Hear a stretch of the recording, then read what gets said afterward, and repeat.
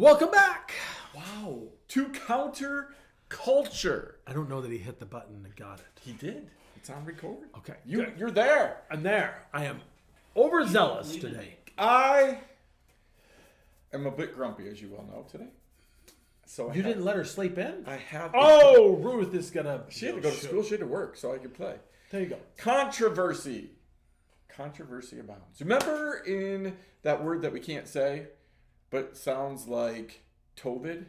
Yes. Got it. Remember in that time, one of the big things that people brought up was the whole do not forsake the gathering. Don't forsake getting together. Don't forsake this whole, like we got to have church, right? That kept coming to the forefront. This whole idea of people now staying home and learned that it was really easy.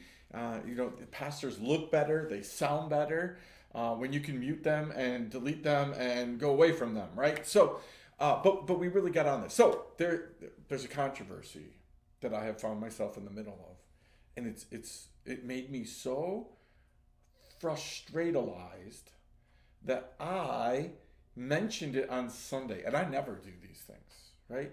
But it's Christmas this year falls on Sunday.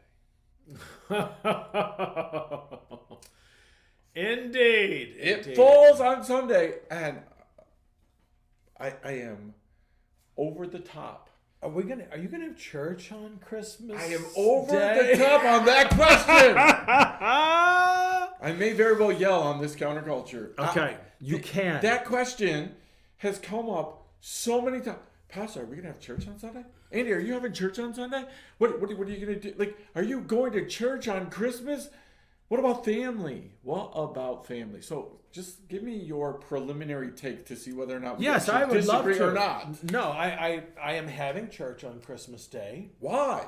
Why because would you have church? Number one, it's Sunday, and that's when we meet. That's when the ecclesia comes together. But we don't do church, Pastor Mark, if family supersedes church. That's why we got rid of Sunday nights. Here is my Wednesdays. feeling. When people, I have argued this even on our Christmas Eve service. Mm-hmm. Oh well, we would come, but we're having our family Christmas. Why don't you make that part of your family Christmas? Isn't that a great opportunity for your unchurched, unsaved loved ones to come to church? Hey, we're gonna eat, we're gonna go to church, and we're gonna come back and have presents, or we're gonna go to church, then we'll come eat and we'll do presents, whatever we need. How come? You wait a minute. Whose birthday is it? Number one. Why is celebrating the Holy Family not part of family, and why is your plans now superseding God?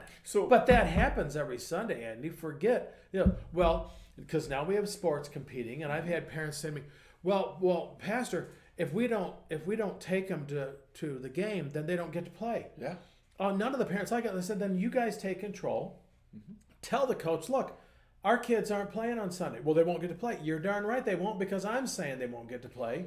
So the coach will change when you all stand up and say, enough's enough. We're not doing this. We're going to church, and then we'll bring our kids if you want to afterward. Why does God take a back seat when we are told to seek first the kingdom of God and his righteousness, and all these things will be added unto you? So I got lots to say. We're done.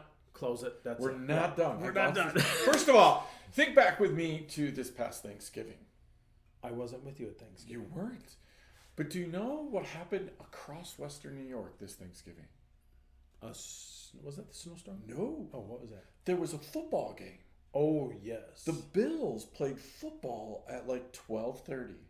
Oh, do you think people canceled Thanksgiving? Do you know that people canceled Thanksgiving to watch the Bills game? It was people postponed their Thanksgiving. They did it on a different day. They worked around it. I know people that ate Thanksgiving at 10 in the morning so they could make sure they didn't miss the Bills game. So could you tell me how on Christmas it's not that important? It's not equally as important. Number one. Number two. I can't tell you because it is. It's more important. I think that you're a little naive because I probably am. I think you might have this whole pastoring thing wrong.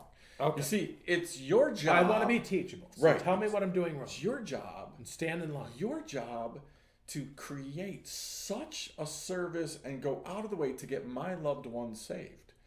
It's not my job to invite them to church. It's not my job to say, hey, we're going to church. It's not my job to do anything about getting them to church. You need to pastor in such a way as to reach my family and make them want to come to church. Make them want, like, even though they're going to look at me and they're going to say, it's not important to you, is it? So God isn't the most important thing in your life.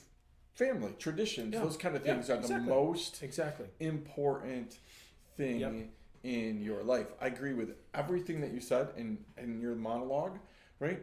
This is the problem. God is not more important. So I've decided that my family and I are going to start a new tradition, just like everybody else. We're going to start celebrating your birthday at our house on your birthday, but without you. Oh, that's what we're going to start doing. How do I get my loot? We're going to all the gifts and accolades that you're going to get. How will I get them? I don't know, because we do that with God all the time. Oh, yeah. I was going to say, it is not just Christmas. We're celebrating somebody's birthday who wasn't even invited. Yeah. So I had I'm done. I saw a person who put a comment on there about, on Facebook, they put on there about football and stuff. And it was a picture of the Bills. They're from around here. And this friend of mine put on there this picture of all these Bills fans covered in snow. And something about the comment, the meme was, don't tell me that you can't get to church when you're willing to do this. Yeah. And it was funny because then her son-in-law piped up. And he says, well, I've never left early to go do this. And then it was on, because mother-in-law was just going at it. And it was quite hilarious. I didn't even have to get on. I thought, I'm going to let her. She's taking on this one really good. Then his buddy gets on and goes, no, we've left at like 6 a.m. to go. And just threw him on the bus like he was under. It's like, I get tired of it. People say, well, it's too early. That's the day I sleep in. That's what Sunday afternoons are for. Well, I got to sleep in so I can watch the football game or whatever the deal is. I've been to Thanksgivings where someone said the TV went off or something. Like, they're on the phone trying to get the TV back on, and we're all sitting there waiting to eat. And they were thrilled to death because all of a sudden the game was on again. Oh, no, we can watch the game. I'm like, I don't care. My food's cold now, and I don't like my food cold.